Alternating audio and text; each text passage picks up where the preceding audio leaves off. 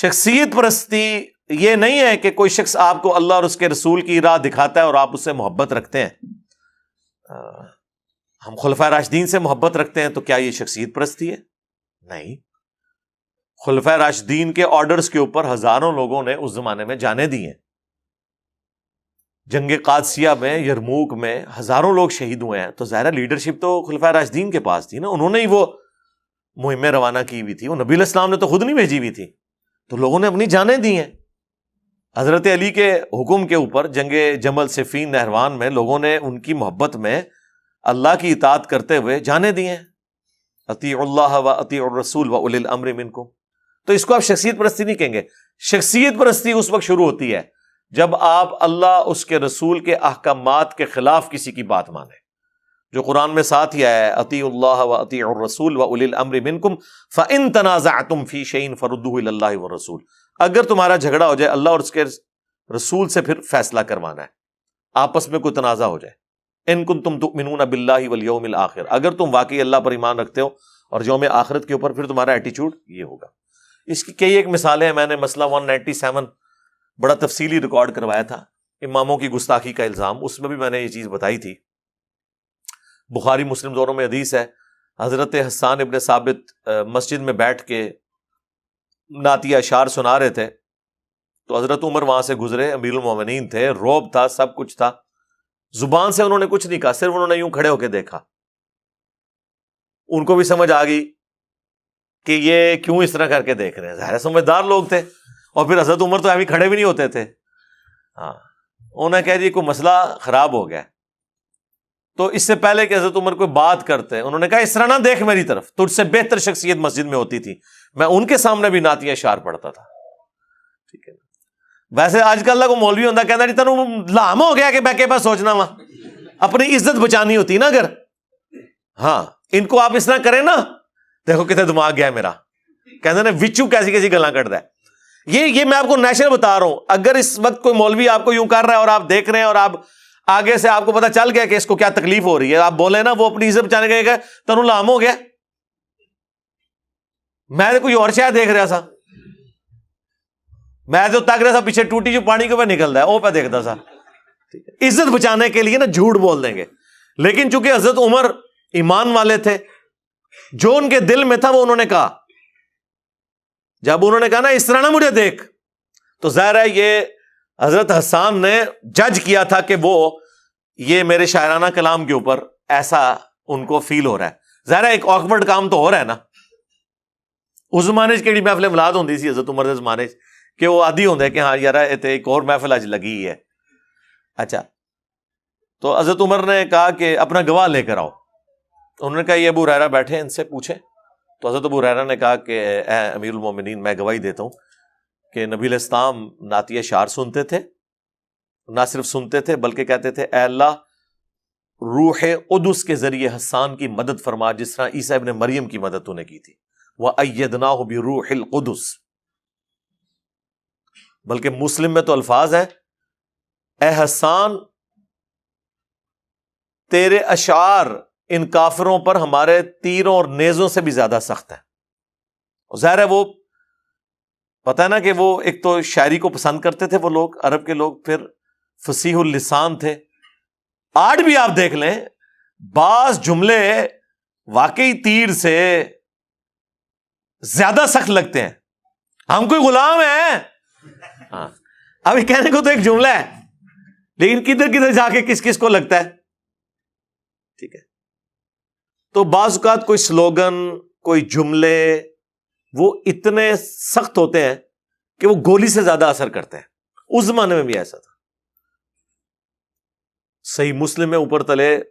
10 احادیث ہیں جس میں حضرت حسان کے وہ شعر ہیں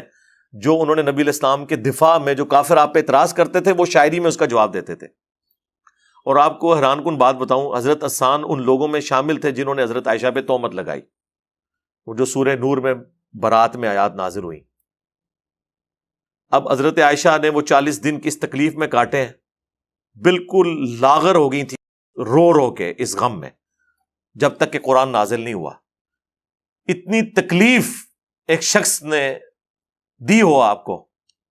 لیکن اس کے باوجود حضرت عائشہ کے سامنے اگر کوئی حسان کا ذکر برائی سے کرتا تو اسے ٹوک دیتی تھی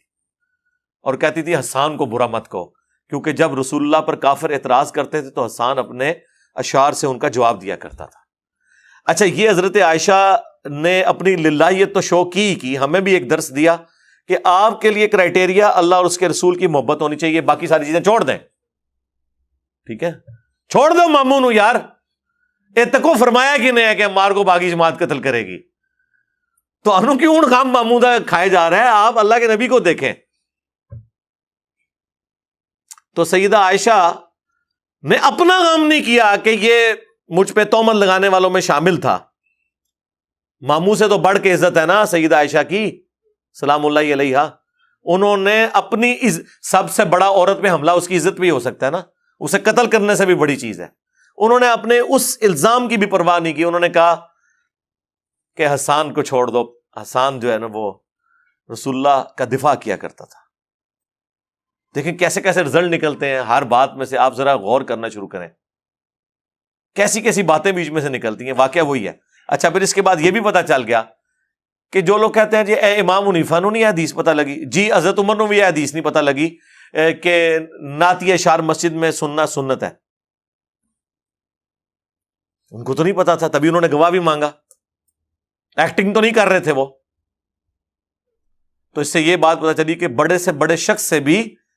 کوئی بات چھپی رہ سکتی ہے، یہ اس کا عیب نہیں ہے، اس کا مرتبہ نہیں گر جائے گا اگر بات چھپی رہ گئی۔ اور ایک اور رزلٹ بھی نکلا، جو لوگ کہتے ہیں کہ حضرت عمر فاروق جو ہیں وہ حضرت ابو ہریرہ سے بغض رکھتے تھے، ٹھیک ہے، کچھ ان کے آپس میں کنفلکٹ آئے تھے پولیٹیکل، اور اس معاملے میں ہم حضرت عمر کے اس ڈسیزن کو سختی پہ مبنی سمجھتے ہیں۔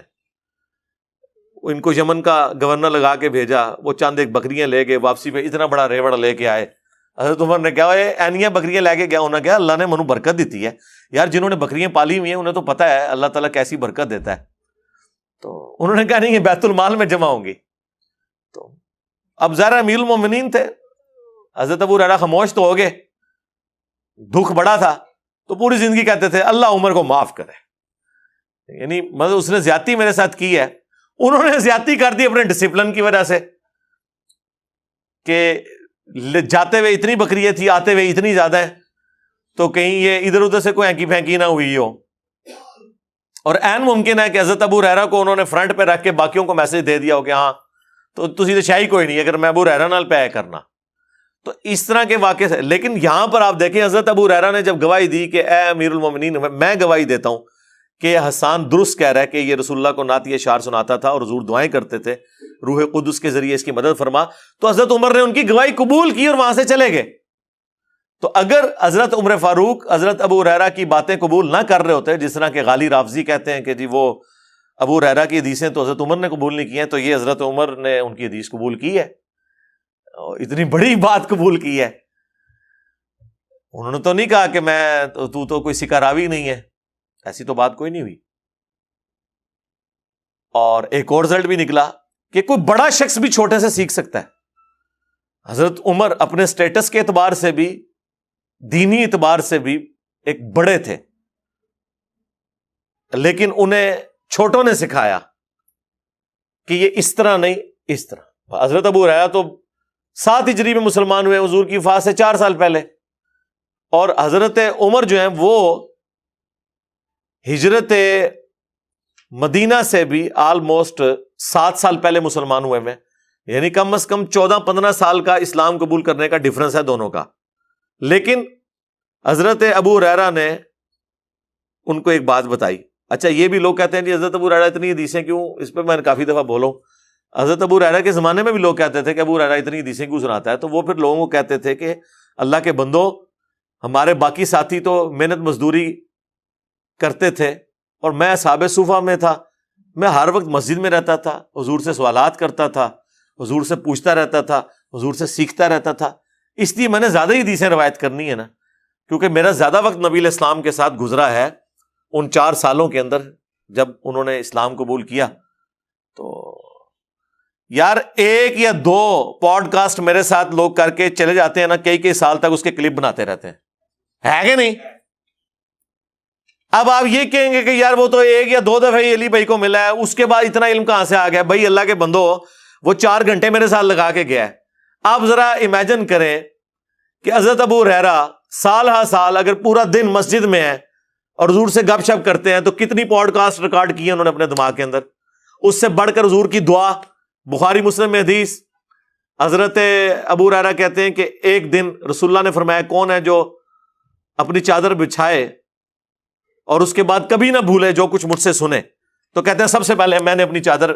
پھینکی تو نبی علیہ السلام نے یوں ہوا میں کر کے یوں رکھا اور کہا اسے سینے سے لگا۔ انہوں نے سینے سے لگایا، اس کے بعد انہوں نے کبھی کوئی حدیث نہیں بھولے۔ اب یہ اتنا بڑا معجزہ نبی علیہ السلام کا ظاہر ہوا، یہ معجزہ ہے، یہ اسباب میں چیز داخل نہیں ہے۔ مطلب کسی کو ذہانت کوئی دے سکتا ہے، کریمنگ پاور دے سکتا ہے، یہ اللہ کا معجزہ ظاہر ہوا۔ اور وہ کہتے ہیں اس کے بعد تو میں نے جو کچھ حضور سے سنا، ایک حدیث میں یوں بھی آیا ہے جس طرح میں نے بیان کیا ہے بخاری مسلم میں، اور ایک حدیث مسلم میں یوں آیا ہے کہ انہوں نے حضور سے شکایت کی کہ یا رسول اللہ میری یاداشت کا مسئلہ ہے، تو آپ علیہ السلام نے کہا کہ اپنی چادر بچھاؤ، پھر آپ نے یوں کر کے یوں رکھا اور کہا اسے سینے سے لگاؤ۔ کہتے ہیں میں کبھی نہیں بھولا۔ لیکن ایک بات یاد رکھیے گا، بہرحال لکھنے کو پھر بھی پرائورٹی ہے۔ صحیح بخاری میں حدیث ہے، حضرت ابو ہریرہ خود کہتے ہیں کہ مجھ سے زیادہ حدیثیں عبداللہ بن عمر بن عاص کو آتی ہیں، کیونکہ میں زبانی یاد رکھتا ہوں اور عبداللہ بن عمر بن عاص لکھ لیتے ہیں۔ حضرت ابو ہریرہ خود کہہ رہے ہیں کہ مجھ سے زیادہ حدیثیں کسے آتی ہیں؟ عبداللہ بن عمر بن عاص کو، کیونکہ وہ لکھ کے یاد کرتے ہیں، میں زبانی یاد کرتا ہوں۔ آپ کو مان کسی نے پٹی پڑھا دی ہے کہ جی یہ زبانی تقریر کرنا جو ہے کوئی فن ہے اور لکھ کے کرنا جو ہے کوئی عیب ہے۔ اللہ کے ہاں تو لکھنا بہتر ہے۔ اللہ نے اس کو فخریہ بیان کیا، الذی علم بالقلم، اللہ ہے جس نے قلم کے ذریعے علم سکھایا۔ لکھ کے بات کرنا، نوٹس بنانا، اپنے نوٹس چیک کر کے تاکہ کوئی بات بھول نہ جائے، یہ کرنا یہ کوئی عیب نہیں ہے، یہ خوبی ہے۔ پوری دنیا کا علم لکھ کے ٹرانسفر ہوا ہوا ہے نا، چاہے وہ ٹائپنگ کے ذریعے لکھا جائے، چاہے کاتب کے ذریعے لکھا جائے۔ آج بھی جو کتابیں ہیں، چاہے آپ PDF پڑھ لیں چاہے ہارڈ کاپیز پڑھ رہے ہیں، لکھ کے علم ٹرانسفر ہوا ہے نا۔ زبانی تو ہوتا نا تو پھر یہی ہونا تھا کہ کبھی کسی نے کوئی آیت غلط پڑھ دینی تھی تقریر کے اندر، کبھی کسی نے کسی ملک کی باؤنڈری کسی ملک کے ساتھ ملا دینی تھی، کبھی کسی نے نبیوں کی تعداد ہی غلط بتا دینی تھی۔ یہ زبانی کلامی کے جو اوور کانفیڈنس ہونے کے پھر یہ نتائج ہوتے ہیں نا کہ جب آپ لکھ کر کبھی کوئی خاتم النبیین سے ہی نہیں بول سکتا۔ اللہ کے بندو، زندگی میں ایک دفعہ تم لوگوں نے حلف نامہ پڑھنا ہوتا ہے، ایک دن پہلے بلا کے 4 دفعہ پریکٹس کر لو نا، 5ویں کلاس کا بچہ تو وہ بھی صحیح لفظ بول دے گا، لیکن نہیں اوور کانفیڈنٹ۔ اردو ہے ہماری زبان ہے، ہم پڑھ لیں گے، اردو تو بڑی ہو کیجیے اللہ نے بندے ہو انگلش سے زیادہ مشکل زبان ہے یہ، اتنے نقطے ہیں، اتنے ایشوز ہیں۔ انگریزی میں تو کوئی نقطہ ہی نہیں ہے، ایک آئی کا ہے وہ بھی معصوم سا ہے، باقی تو پوری انگریزی میں کوئی نقطہ ہی نہیں ہے۔ کتنی بڑی خوبی ہے اس زبان کی، نقطہ ہے ہی نہیں ہے، اسی لیے تو وہ جوائنٹ رائٹنگ بھی اس کی اتنی تیزی سے ہو جاتی ہے۔ نقطے پاندے رہتے تھے پھر تسی انگریزی بھی، میں انجینئرنگ کر پہنا تسی ڈاکٹری دی تعلیم حاصل کر پہنے۔ تو اس لیے ان چیزوں کو عیب کے طور پر نہیں شمار کیا جاتا۔ تو وہ بات شروع ہوئی تھی حضرت ابو ہریرہ سے زیادہ حدیثیں عبداللہ بن عمر بن عاص کے پاس تھی، کیونکہ وہ لکھ کے حدیث کو سیو کرتے تھے، اور ان کے شاگردوں کے صحیفے پھر بعد میں ٹرانسفر بھی ہوئے۔ تو بات سوال شروع ہوا تھا شخصیت پرستی، جو کہ سوال کریٹیکل تھا، اس لیے میں اس پہ لمبا ٹائم لیا ہے بولتے ہوئے کہ شخصیت پرستی سے بچنے کا آسان طریقہ یہ ہے کہ جس شخص کی بات قرآن و سنت کے مطابق ہے وہ آپ لے لیں، اور قرآن و سنت کے مطابق نہیں ہے تو اس بات کو چھوڑ دیں، شخصیت کو نہ چھوڑ دیں۔ اے مولوی تو غلط کہانی کراندا ہے، یہ ہے ہمارا علماء سے اختلاف ہے کہ بندہ ہی چھاڑ دو، تو پھر سرکار تو اگلے پچھلے سارے فارغ جے، یہ نہ کرے، بندہ کو چھوڑ دے، ساروں کو سنیں، اور اس کے بعد جس کی بات قرآن و سنت کے مطابق ہو لے لیں، اس کی باقی باتیں چھوڑ دیں۔ اگر آپ یہ قدغن لگائیں گے نا کہ آپ نے اس بندے کو ہی چھوڑ دینا ہے، تو پھر اس کا تو اینڈ رزلٹ، پھر تو یہ سب سے پہلے تو چھوڑے نا اپنے ابوں کو، جن کی ہم نے کتنی غلطیاں بتائی ہیں، کوئی چھوڑنے کے لیے تیار نہیں ہو رہا، بلکہ اپنے ابوں کی محبت میں دوسروں کے ابوں کو، اور جو غلطی ہائی لائٹ کر رہے ہیں اس کو گالیاں نکالنا شروع کر دیتے ہیں، اور پھر آپ سے کہتے ہیں جی اینو نہ سنا کرو۔ تسی انہوں نے سن رہے ہو اور ان کی کتابیں پڑھ رہے ہو جنہوں نے اپنے ناموں کے کلمے پڑھائے ہوئے ہیں. ابھی دیکھیں نا ہم نے کیسی چیز پکڑ لی ہوئی ہے ان کی. لا پھر ایک بار وہی بادہ و جام ساکی، لا پھر ایک بار وہی بادہ و جام ساکی، ہاتھ آ جائے مجھے، ہاتھ آ جائے مجھے، میرا مقام ساکی، لا پھر ایک بار وہی بادہ و جام ساکی. 300 سال سے ہیں ہند کے میخانے بند، 300 سال سے ہیں ہند کے میخانے بند. اب مناسب ہے تیرا فیض ہو عام ساکی، اب مناسب ہے تیرا فیض ہو عام ساکی.